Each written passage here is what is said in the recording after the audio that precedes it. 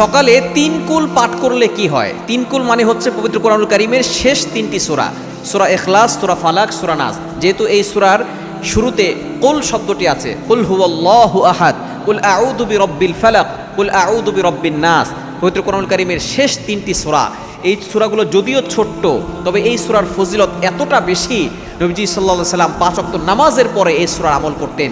বিশেষ করে ফজরের নামাজের পরে যদি কোনো ব্যক্তি সূরা ইখলাস, সূরা ফালাক, সূরা নাস 3 বার করে পড়তে পারে, সূরা ইখলাস 3 বার, সূরা ফালাক 3 বার, সূরা নাস 3 বার, এটা যদি সে পড়তে পারে, আল্লাহ পাক রব্বুল আলামিন 1 নাম্বার তার জিম্মাদার হয়ে যাবেন। তাকে সকল ধরনের নিরাপত্তার ব্যবস্থা আল্লাহ পাক রব্বুল আলামিন নিজে করে দিবেন। আপনি টেনশনে আছেন, বিভিন্ন দুশমন আপনাকে ক্ষতি করে ফেলবে, আল্লাহ পাক রব্বুল আলামিন নিজে আপনাকে হেফাজত করবেন, নিজে আল্লাহ তাআলা আপনার জিম্মাদার হয়ে যাবেন। ফজরের নামাজের পরে আপনি 3 বার করে সূরা ইখলাস, সূরা ফালাক, সূরা নাস 3 বার করে পড়বেন।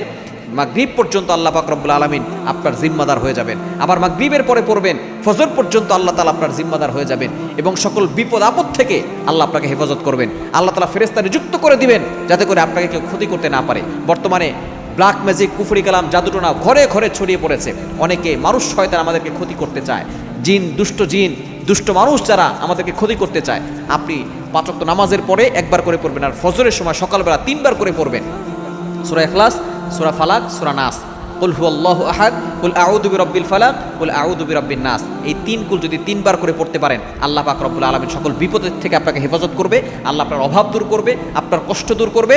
শুধু তাই নয়, আল্লাহ তাআলা নিজে আপনার জিম্মাদার হয়ে যাবে। এবার চিন্তা করে দেখেন, যদি আল্লাহ তাআলা আপনার দায়িত্ব নিয়ে নেয়, তাহলে তো আপনার কোনো টেনশন নাই।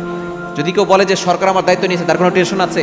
আল্লাহ তাআলা নিজে আপনার জিম্মাদার হয়ে যাবে, আপনার কোনো টেনশন থাকবে না। আল্লাহ পাক রব্বুল আলামিন আপনাকে হেফাজত করবে।